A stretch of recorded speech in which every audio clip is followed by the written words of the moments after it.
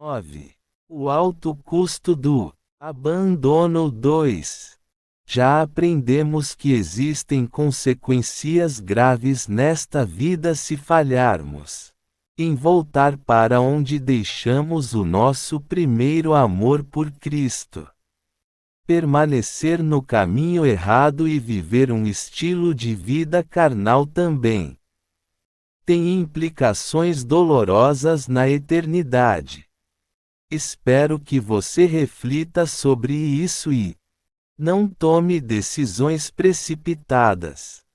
Ninguém acorda uma manhã e diz: "Quero ser um médico", e começa a consultar no mesmo dia. A única forma de hoje poder praticar a medicina é ter decidido isso há algum tempo. Tal desejo levou o futuro médico às escolas certas e aos cursos que deveria fazer e influiu em todas as demais escolhas. Em outras palavras, se você quer tornar-se um médico hoje, provavelmente já é tarde para isso. Você deveria ter começado a trabalhar nisso 10 anos antes. O conhecimento do futuro controla as atividades do presente. Saber onde quer chegar ajuda você a saber o que deve fazer agora. Vai chegar o dia em que todos os cristãos estarão na presença de Deus e prestarão contas de como viverão como filhos dele. Naquele momento será muito tarde para fazer qualquer tipo de conserto em sua vida. Depois de considerarmos o alto custo do abandono do nosso primeiro amor em relação à eternidade, vamos estudar profundamente como podemos voltar ao nosso primeiro amor e desfrutar do melhor que Deus tem para nós, tanto aqui como o que vem do céu, o local do julgamento. Este dia de acerto é denominado pelo apóstolo como Tribunal de Cristo. Veja o que ele escreveu aos Coríntios. Pelo que muito desejamos ser-lhe agradáveis, quer presentes, quer ausentes. Pois todos devemos comparecer perante o tribunal de Cristo, para que cada um receba segundo o que tiver feito por meio do corpo, ou bem, ou mal. Assim que, conhecendo o temor do Senhor, tentamos persuadir os homens, segundo Coríntios 5, 9-41. Paulo diz que todos devemos comparecer. Não haverá exceção. Todos serão chamados um dia para um encontro. Se Jesus Cristo voltasse hoje, todos aqueles que verdadeiramente o aceitaram como Salvador, vamos comparecer ao tribunal de Cristo. A palavra grega bema, traduzida por tribunal, era uma palavra bastante familiar para Paulo, porque naqueles dias havia jogos atléticos em Corinto, algo parecido com as nossas Olimpíadas de hoje. Durante esses jogos, um pódio ou tribuna, chamado bema, era construído no mercado. Os juízes sentavam no bema para julgar os eventos dos jogos e aplicar as penalidades e as recompensas aos jogadores. O local da recompensa. Quando um atleta ganhava uma prova, ele era levado ao pódio, assim como os atletas olímpicos, para receber sua medalha. Este era o local da recompensa.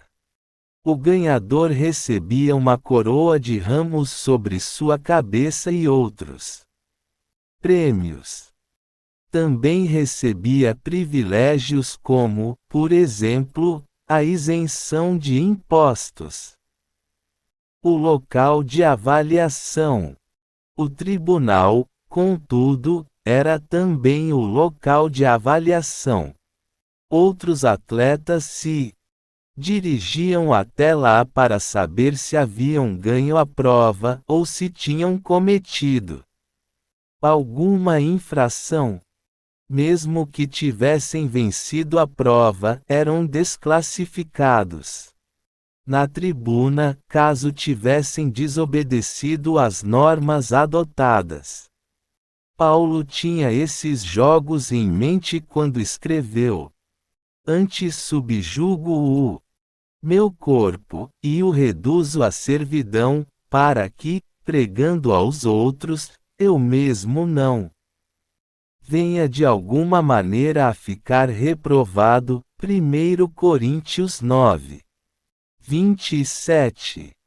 Ele estava preocupado em um dia comparecer perante Cristo pensando que era um ganhador.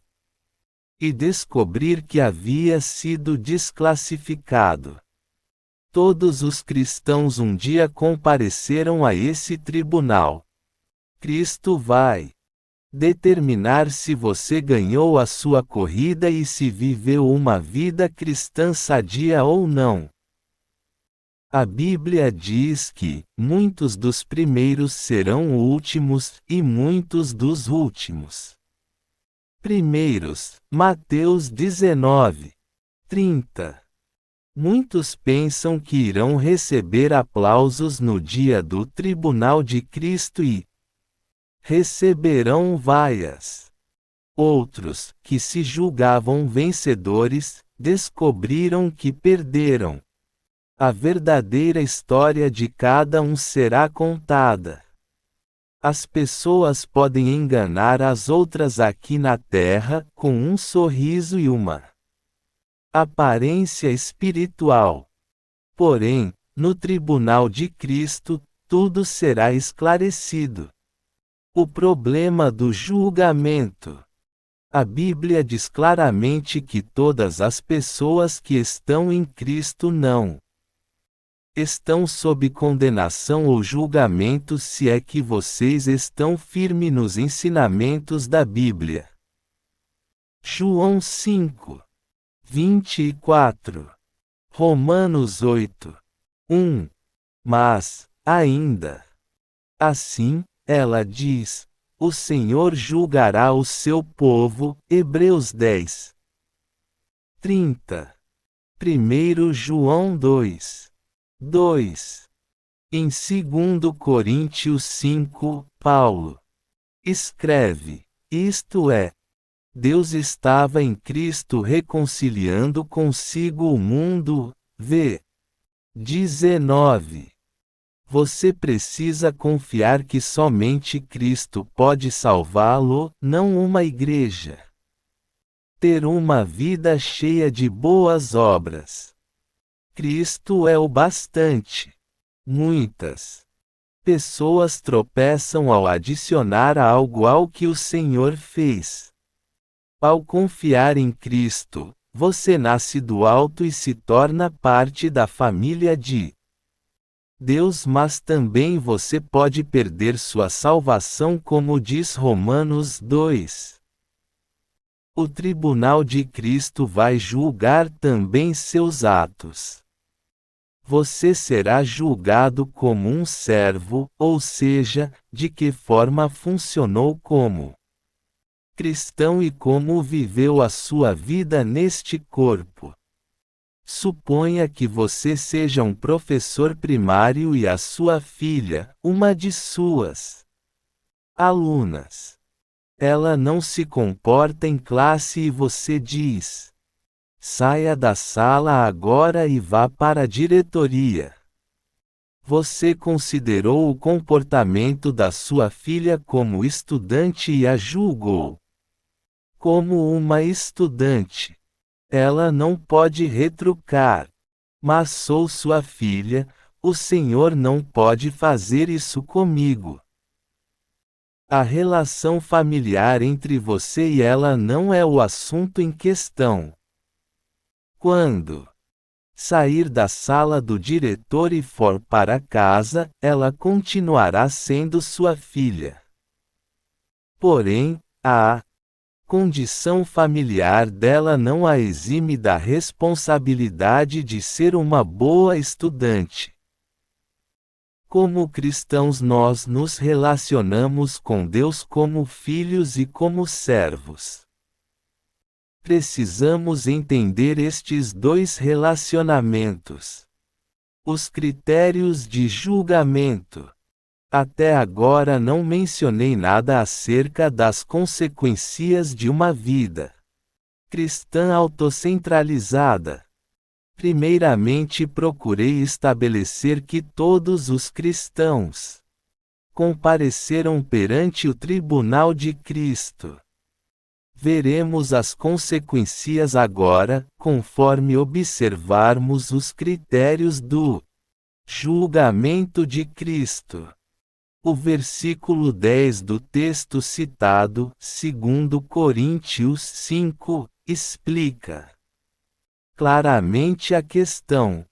Seremos julgados segundo o que tivermos feito, por meio do corpo. Voltando a 1 Coríntios 3, Paulo nos fornece alguns detalhes importantes sobre esse assunto.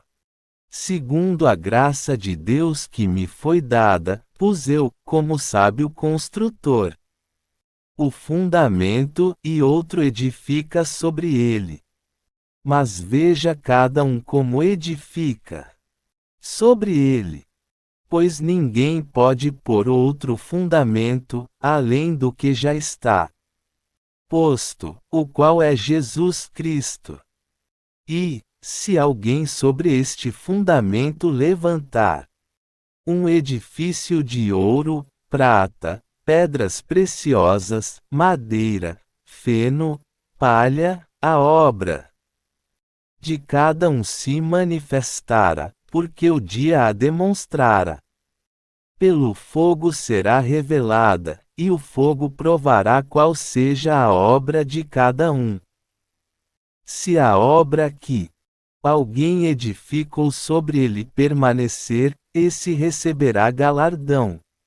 Se a obra de alguém se queimar, sofrerá perda. O tal será salvo, todavia, como pelo fogo. V. 10 a 15. O fogo aqui não é o inferno, mas é a volta de Jesus, como diz em Isaías 66, que diz que Jesus vai voltar com labaredas de fogo. Ele está falando sobre cristãos e como eles constroem os seus alicerces. O fogo na Bíblia representa o julgamento. Quando aplicado para não crentes, representa o inferno, mas, quando aplicado para os cristãos, representa o julgamento ou a disciplina de Deus no tempo presente e também na eternidade. Os cristãos que são fiéis e têm a Deus como o enfoque principal de suas vidas receberão uma recompensa, porque construíram com ouro, prata e pedras preciosas. Estas coisas o fogo não pode destruir. Tudo que o fogo faz é purificá-las. Mas se você constrói com madeira, feno e palha e sua casa pegar fogo, você vai ver que ela se queimará rapidamente. Digamos que você tenha gasto muito dinheiro para construir sua casa e chega a hora de colocar o piso. O pedreiro compra todo o material num museu de azulejos e começa a colocar o piso. Uma peça azul, outra preta, branca, vermelha, por toda a casa. você vai acabar discutindo com o construtor porque pagou muito bem e exigiu materiais de acabamento de primeira na sua casa. Na cruz, Jesus pagou um preço alto pelos nossos pecados. Deus nos deu o seu Filho único para que eu e você tivéssemos com Ele um relacionamento de qualidade. Não é de admirar que Paulo diga: tenha cuidado com o material que você usar. Não use material barato porque Deus pagou muito caro por esta casa. O que significa construir com madeira, feno e palha? Significa que você não tem nada para mostrar por ter sido salvo. O trabalho da vida toda de alguns cristãos vai queimar no tribunal de Cristo. Deus vai avaliar as suas obras, sua santidade, e essas vidas serão despedaçadas perante Ele, porque não tinham nada de valor eterno para transferir da terra para o reino do messiânico. Eles viverão para agradar a si mesmos. Viverão para satisfazer os seus sonhos, metas, desejos e motivações. Deus vai traspassa a luz com seus olhos e perguntar: o que você trouxe para apresentar a mim? A obra de tais pessoas cairá por terra porque o dia a demonstrara. 1 Coríntios 3:13. Nossas obras. Deus vai observar três coisas quando nos julgar. Primeiro, vai checar nossas obras. Vejamos Hebreus 4:12-13. Pois a palavra de Deus é viva e eficaz, e mais cortante do que qualquer espada de dois gumes, e penetra até ao ponto de dividir alma e espírito, juntas e medulas, e é apta para discernir os pensamentos e intenções do coração. E não há criatura alguma encoberta diante dele. Todas as coisas estão nuas e patentes aos olhos daquele a quem havemos de prestar contas. Um dia estaremos perante Deus, sem nada para esconder. Não haverá máscaras nem lugares secretos. Ele vai avaliar o que fizemos baseado em dois critérios. Fizemos o que ele disse que deveríamos fazer? Fizemos essas coisas pelos motivos corretos? Alguns certamente vão dizer: mas eu pensei que. Cristo vai responder: não. Eu disse que. Ele vai julgar se as suas ações coincidiram com a palavra dele. E por isso, que a nossa aliança maior deve ser com a Bíblia. Não há problema em seguir homens, desde que eles sigam a palavra de Deus. Jamais permita que algum homem o afaste da palavra, porque Deus não vai julgá-lo por aquilo que esse homem fez. Ele vai julgar você usando como parâmetro a sua palavra. Deus não verá somente o que você fez, também vai julgar as razões que o motivaram. O texto de 1 Coríntios 4:5 diz que não devemos julgar nada antes do tempo, porque as coisas que estão ocultas serão reveladas. O que vemos agora pode não ser aquilo que Deus verá mais tarde. Podemos fazer as coisas certas, mas, sem um coração de amor, sem um compromisso com Cristo e sem o desejo de dar glória a Deus, estamos simplesmente representando. E por isso que o Pai vai desnudar as intenções dos nossos corações. Ele vai nos examinar de dentro para fora e conhecerá todos os nossos motivos, nossa dependência. A segunda coisa que Deus vai julgar é a nossa dependência.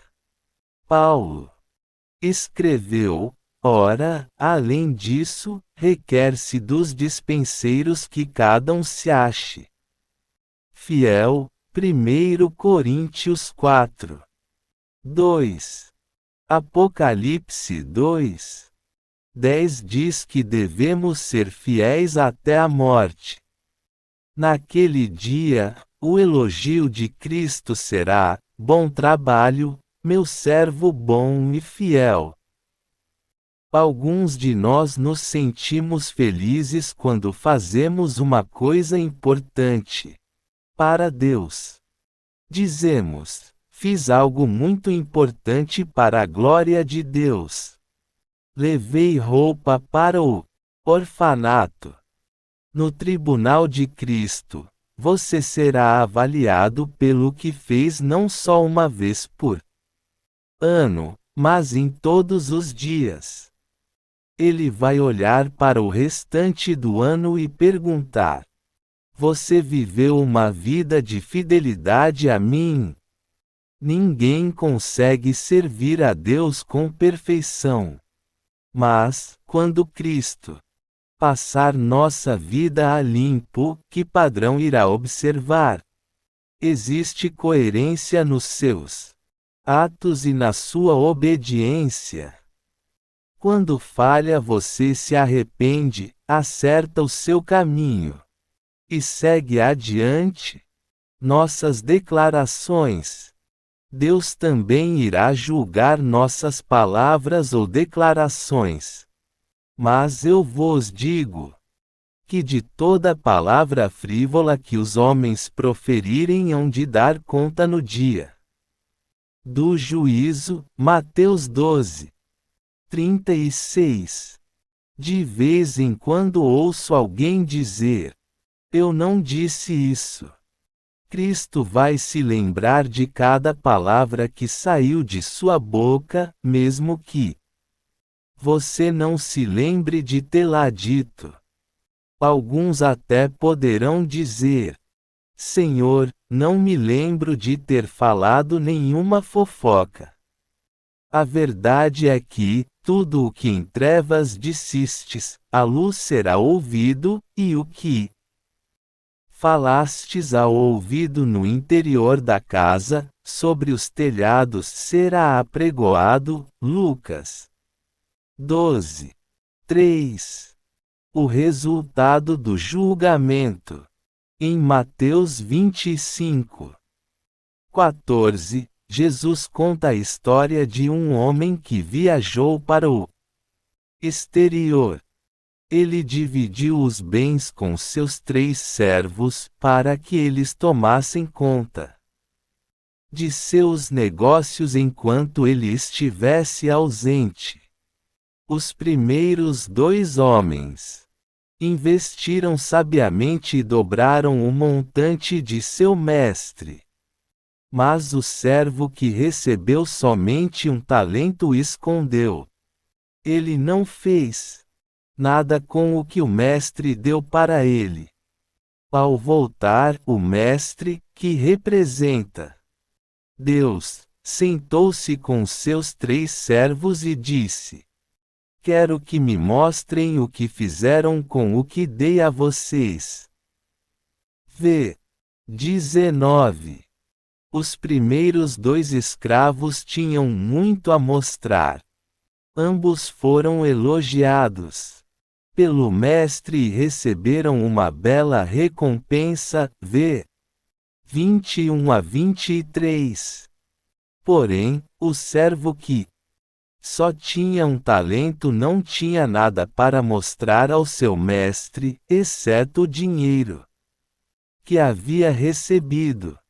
Isto é o que muitos cristãos fazem. Eles pegam os dons, habilidades e dinheiro que o Senhor lhes dá e os escondem. Nunca usam seus talentos para Deus. Muitas vezes usam os dons recebidos para ganhar poder, privilégio e lucro para si mesmos e não beneficiam o reino de Deus. O mestre deste escravo sem fé não aceitou a sua desculpa e o escravo recebeu o seu julgamento. V. 26 a 30. Creio que essa história é um quadro dos crentes no tribunal de Cristo. Precisamos compreender a seriedade do que está acontecendo nesta passagem. A perda de recompensa dos crentes que não colocaram Deus em seu devido lugar em suas vidas envolve 3 fatores. O primeiro é a repreensão, v. 26 a 27. Quando se colocar perante Cristo.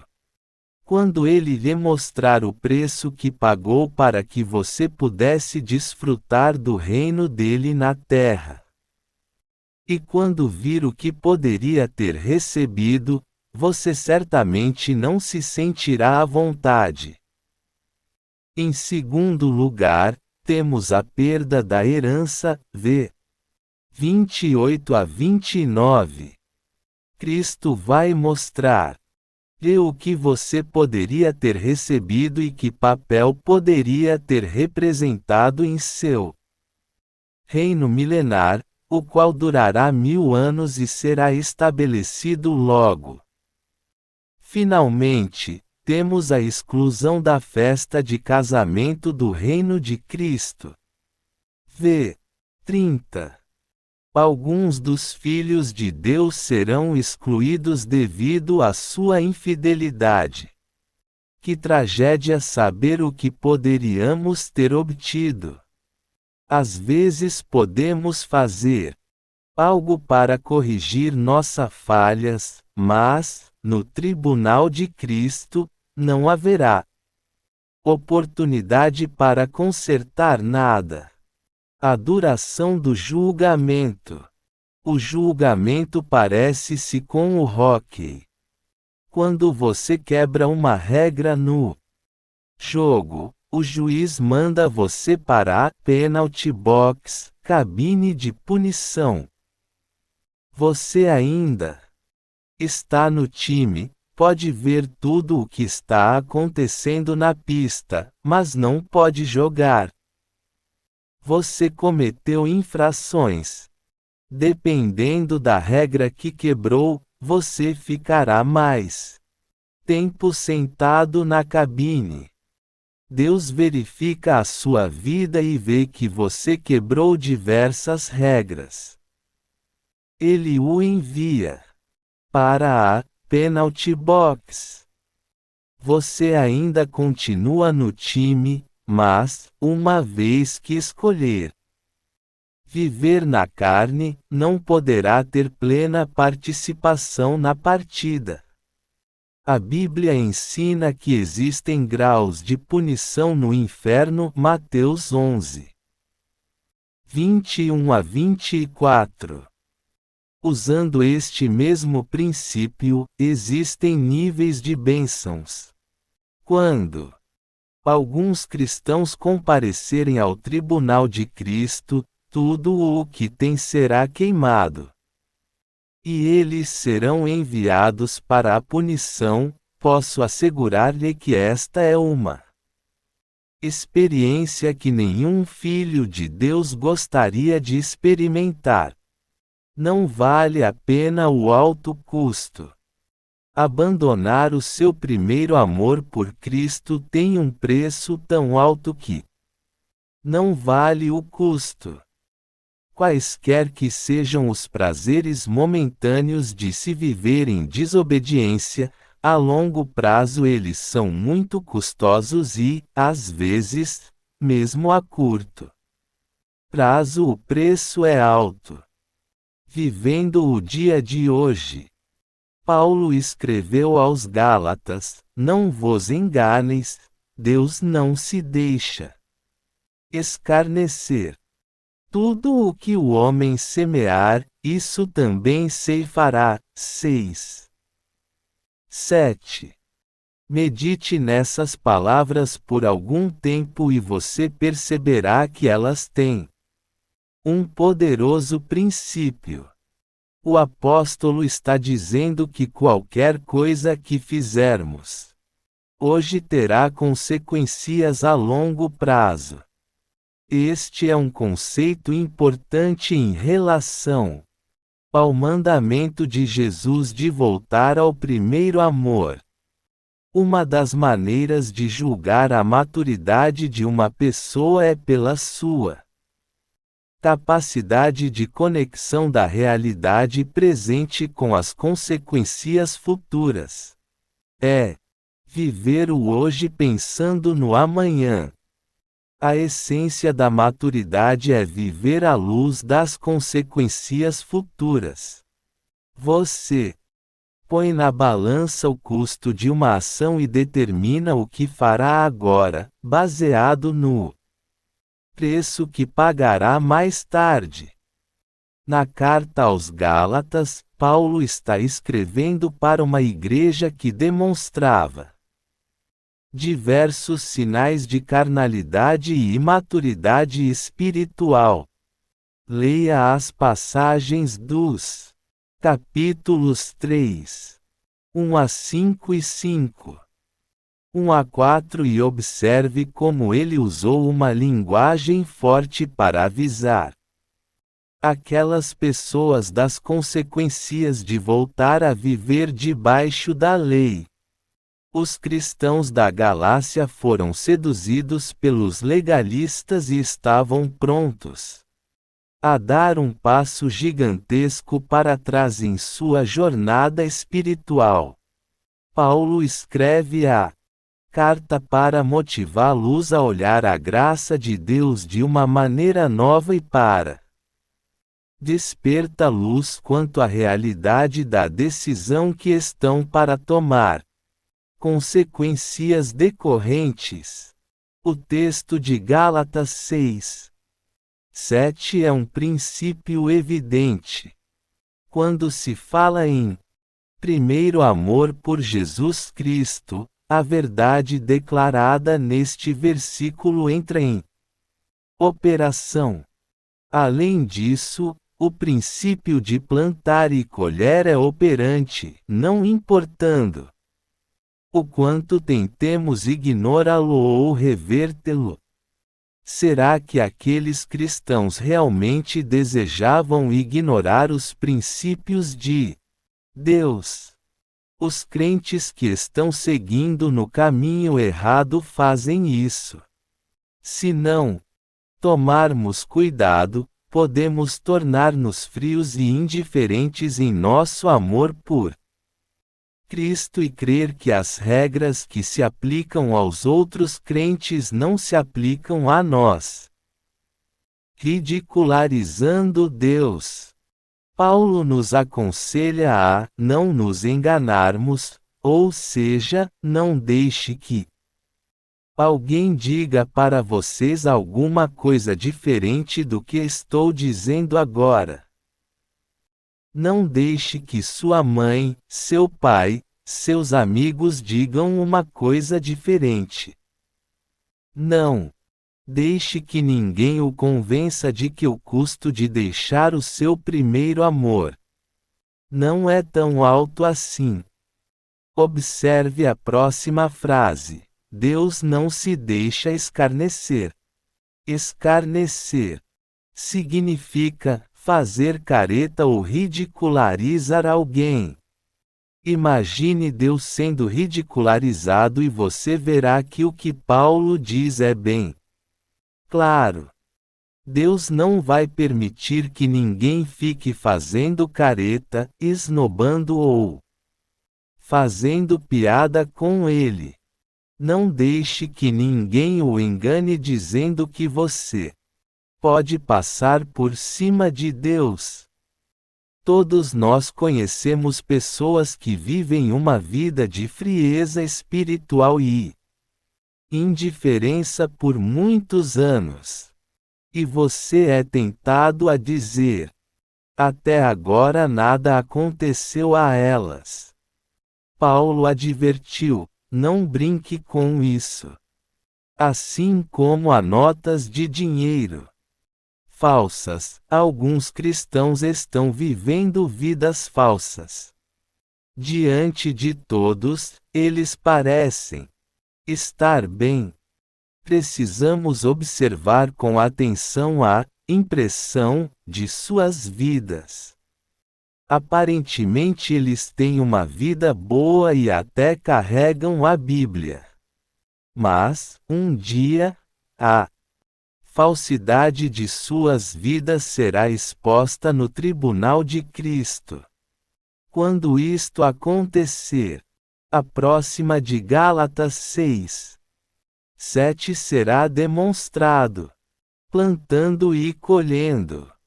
Você não precisa ser um teólogo para compreender isto. Tudo o que precisa entender é um pouco de agricultura. Tudo o que o homem semear, isso também ceifará. V. 7. Qualquer agricultor pode dizer que aquilo que você plantar é o que irá colher. Se você plantar milho, não colherá trigo. Se plantar café, não colherá abobrinha. O tipo de semente que colocar na terra é o que extrairá dela. E impressionante o número de pessoas que planta injustiça e espera a bênção de Deus. Elas plantam coisas más e esperam colher coisas boas. Querem semear as sementes do mal, mas colher o que é justo. O sistema de Deus, entretanto, possui regras bem definidas. Existe algo que você precisa saber sobre o processo de semeadura. Uma vez que você semeie, qualquer que seja a sua semente, ela crescerá naturalmente. As consequências de semear são automáticas. Você não necessita fazer nada extraordinário para que o crescimento aconteça. O que você semeou, um dia vai sair da terra. Crescimento faz parte desse processo. Espero que você consiga ver a seriedade desta relação como algo tão vital como o nosso amor por Cristo. De acordo com o texto de 2 Coríntios 9:6, o quanto você semeia determina o quanto você colhe. Paulo escreveu: e digo isto, que o que semeia pouco também ceifará, e o que semeia com fartura também ceifará. Se você investir pouco nas coisas espirituais, colherá somente um pouco do Senhor. Entretanto, se investir muito nas coisas de Deus, colherá muito também. Você decide o quanto quer semear. De vez em quando ouço um crente dizer: bem, se Deus quer que eu faça isso, Ele vai ter de me obrigar a fazer. Neste caso, ele pode esperar sentado, porque a semeadura é uma decisão pessoal. A questão é o que você escolhe fazer e a direção que escolhe seguir. Que semear produzirá consequências que estarão esperando por você no final da linha. Você pode argumentar. Mas eu tenho estado neste caminho por um longo tempo e até agora não bati contra o muro. Isto acontece porque você ainda está vivo e possui chances de alterar o rumo. Mas, quando chegar a hora do tribunal, você verá que abandonar o seu primeiro amor teve um preço muito alto. Por que não retornar o caminho correto? Antes que chegue a hora do acerto de contas? Uma última pergunta. Após escrever sobre a dor que acompanhará a revelação do que poderíamos ter alcançado e do reconhecimento de que não fomos fiéis a Cristo, fica uma pergunta: se estivermos com corpos perfeitos e mentes novas, como será possível que sintamos dor? Em primeiro lugar, Deus está no céu e sente dor. Quando você peca, o coração de Deus dói. E por isso que Jesus chorou por Jerusalém. Este ponto também é observado na história do filho pródigo. Deus sente a dor pelos nossos pecados, mesmo estando no céu. Segundo, é justamente por ter um corpo perfeito que você vai sentir uma dor como nunca sentiu antes. Aqui na Terra pecamos pela primeira vez e nos sentimos mal por causa daquele pecado. Na segunda, ficamos um pouco aborrecidos e, na terceira, apenas um pouco chateados. Quando cometemos esse pecado mais de 50 vezes, já nos acostumamos com ele e não sentimos mais nada. Por que é que a dor do pecado é tão ruim quando cometemos o pecado pela primeira vez? Porque ela é nova. Não estamos acostumados a este sentimento. No reino do messiânico na terra você terá um corpo novo que nunca ficará acostumado com o pecado. Você possuirá uma sensibilidade incomum. Se você perder recompensas por causa de seu estilo de vida carnal, sentirá muita dor. No reino de Cristo você terá um senso de perda como nunca teve antes.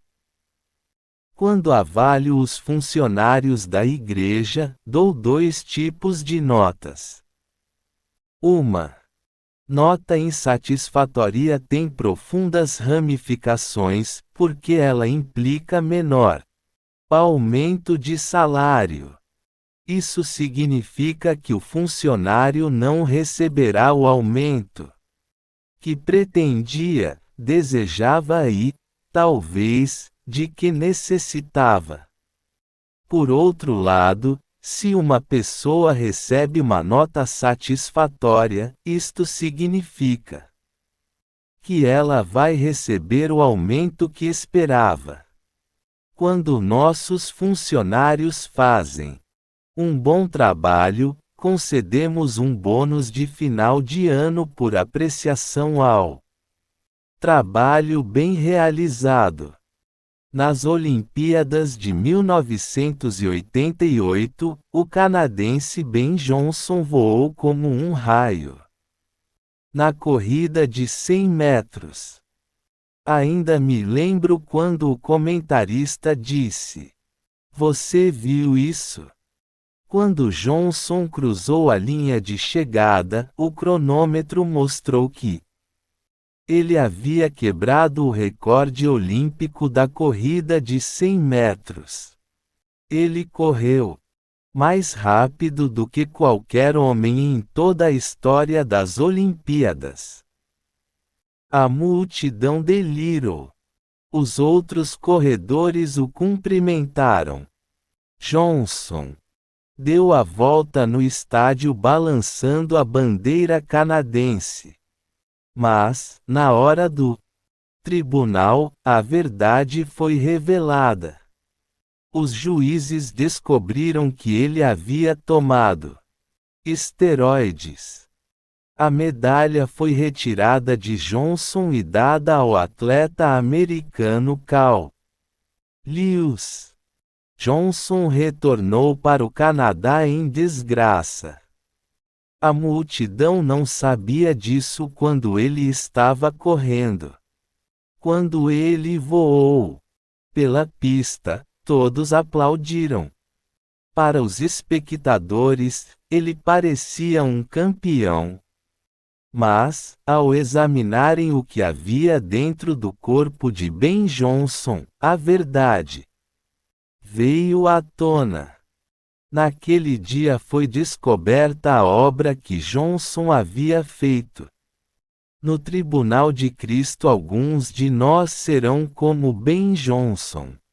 Vamos ver a medalha de ouro e pensar que ela pertence a nós, mas, no final das contas, ela será dada a outro.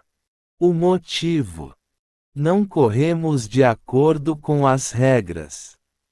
Por outro lado, muitos de nós vamos dar a volta da vitória e ouvir os alto-falantes anunciarem: Senhoras e senhores, eis o vencedor. Qual será a sua situação? De volta ao primeiro amor. Que tipo de atleta você é? Será que Jesus vai anunciá-lo como um campeão em seu tribunal ou será que a sua medalha lhe será retirada? Se você quer ser um campeão naquele dia, permita que Jesus seja hoje o seu primeiro amor. Espero que estas ideias o ajudem a evitar a perda de sua recompensa que vem do céu e que você possa correr aqui na terra de acordo com as regras. 1. Se você quiser ter uma conversa familiar bastante interessante na sua próxima refeição, peça a cada um para identificar os seus dons espirituais, Romanos 12. E 1 Coríntios 12, e depois converse com ele sobre as maneiras pelas quais Deus pode usar em sua obra cada um dos dons que ele deu. Leia a parábola de Jesus em Mateus 25. 14 a 30 e enfatize a importância de usarmos aquilo que Deus nos confiou. 2. Existe algum dom ou habilidade que Deus lhe deu, mas que você, por alguma razão, está escondendo? Pegue a enxada e comece a cavar. Desenterre o seu talento. Veja Mateus 25. 25 e peça a Deus que lhe dê uma nova oportunidade de servi-lo. Depois disso, é só ficar alerta para receber a resposta do Senhor. 3. Temos diferentes dons, habilidades e recursos financeiros, mas todos podemos e devemos ser fiéis. Observe ao seu redor e veja as pessoas que têm abençoado a sua vida, mediante a fidelidade que tem para com o Senhor. Faça um esforço para demonstrar a sua admiração por, pelo menos, 3 dessas pessoas. 4. Pegue um pedaço de papel e escreva 3 ou 4 áreas de sua vida, por exemplo, casamento, ministério, finanças, etc., nas quais você deseja receber o Elogio de Jesus: bom trabalho, servo bom e fiel. Depois escreva as atitudes que você está tomando agora para alcançar o seu objetivo no futuro.